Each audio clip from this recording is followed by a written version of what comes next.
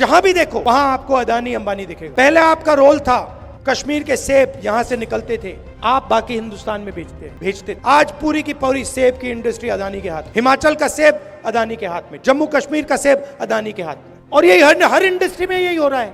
Airport में जाते हैं अडानी टैक्स, पोर्ट में जाओगे अदानी टैक्स, मोबाइल फोन चलाओगे अंबानी टैक्स, सड़क पे चलोगे अदानी टैक्स, अनाज में अदानी टैक्स, सेना हथियार का प्रयोग करेगी अदानी टैक्स, कारतूस अदानी टैक्स, अग्निवीर अदानी टैक्स।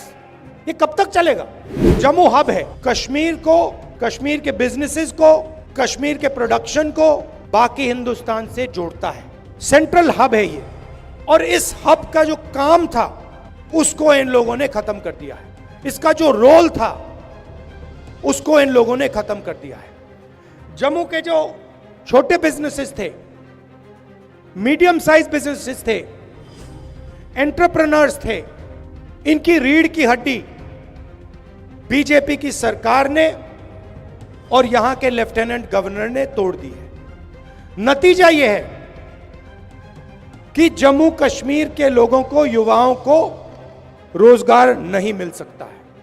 आप कुछ भी कर लो, जब तक जम्मू कश्मीर के स्मॉल और मीडियम बिजनेसेस अपने पैरों पर नहीं खड़े होंगे, तब तक इस प्रदेश में, इस यूनियन टेरिटरी में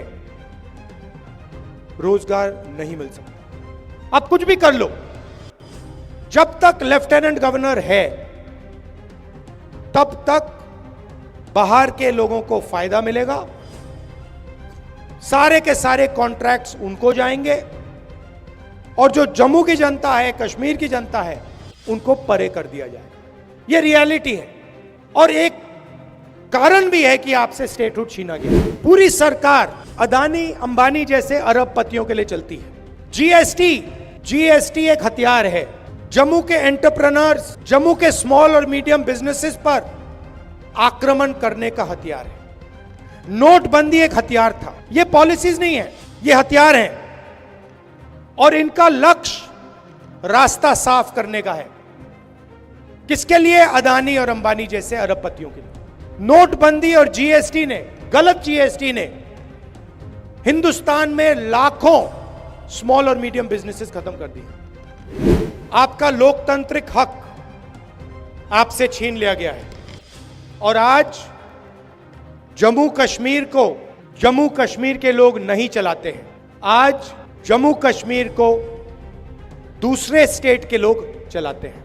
यह हिंदुस्तान की हिस्ट्री में पहले कभी नहीं हुआ है कि किसी स्टेट से हमने उनका अधिकार छीन लिया और स्टेट को यूनियन टेरिटरी में बदल दिया। पहली बार हुआ है, और मैं सही बोलूं तो यह कभी नहीं होना चाहिए। किसी और स्टेट के साथ यह कभी नहीं होना चाहिए। और मैं आपको यहां गारंटी देता हूं कि अगर बीजेपी ने आपको स्टेटहुड नहीं दिया तो हम विपक्ष में हैं, हम इंडिया गठबंधन का पूरा दम आपको स्टेटहुड दिलवाने में लगा देंगे। पार्लियामेंट का इस्तेमाल करेंगे, लोकसभा का इस्तेमाल करेंगे, राज्यसभा का, सड़कों पे उतरेंगे, और हम आपको जो आपका हक है वापस दिलाएंगे। और अगर किसी कारण बीजेपी ने नहीं माना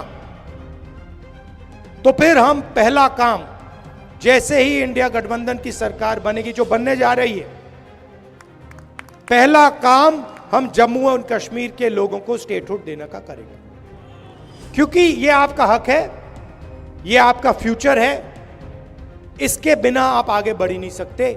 जम्मू कश्मीर का आप सपना देख ही नहीं सकते। 16 लाख करोड़ रुपए कर्जा माफ किया है अदानी अंबानी जैसे 25 लोगों का, नरेंद्र मोदी। आप शेम कह रहे हो, मगर मैं आपसे पूछना चाहता हूं, जम्मू के छोटे बिजनेस वालों का, जम्मू के किसानों का कितना टैक्स माफ हुआ है?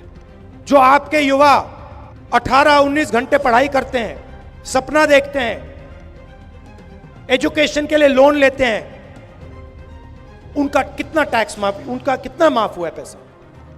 उनके कितने बैंक लोन माफ हुए हैं? कोई बीमार होता है, अस्पतालों में लाखों रुपए लग जाते हैं, उनका कितना कर्ज माफ हुआ है? 0।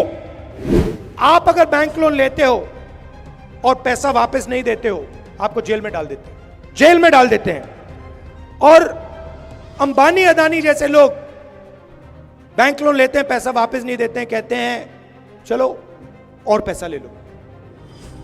कितना चाहिए? 1,000 करोड़, 2,000 करोड़, 50,000 करोड़, 1,00,000 करोड़, जितना चाहिए ले लो, जो करना है करो, जो इंडस्ट्री खरीदनी है खरीदो। लखनऊ का एयरपोर्ट चाहिए ले लो, मुंबई का एयरपोर्ट चाहिए, अच्छा वो किसी और के हाथ में, चलो सीबीआई केस लगाओ, ईडी केस लगाओ, परे करो उसको, अदानी को दो। ये make in India, make in India, make in India बात करते रहते हैं। अगर आप गरीब हो तो इलेक्ट्रिक मीटर लगेगा, मॉडर्न टेक्नोलॉजी लगेगी, चमकते हुए मीटर लगेंगे, आपके जेब में से पैसा निकालते जाएंगे, निकालते जाएंगे, निकालते जाएंगे। जीएसटी लगेगी। अभी आपने पता नहीं अन्नपूर्णा रेस्टोरेंट वाली कहानी सुनी या नहीं? वो फाइनेंस मिनिस्टर के सामने खड़ा होता है, कहता है मैडम बड़ी मुसीबत है, मैं अगर बन बेचूं एक जीएसटी लगती है, अगर उसमें क्रीम डाल दूं दूसरी जीएसटी लगती है, अगर बन और क्रीम अलग बेच दूं तो तीसरी जीएसटी लगती है, मैं क्या करूं? और यही हालत सबके साथ है। ऐसी कॉम्प्लिकेटेड जीएसटी बना दी है, क्यों? एक्सटॉर्शन करने के लिए। अंबानी की जगह है, अदानी की जगह है, मगर आपकी भी जगह है। यह नहीं होगा कि भैया उनको सब कुछ दे दिया और जम्मू कश्मीर के लोग देखते रह गए।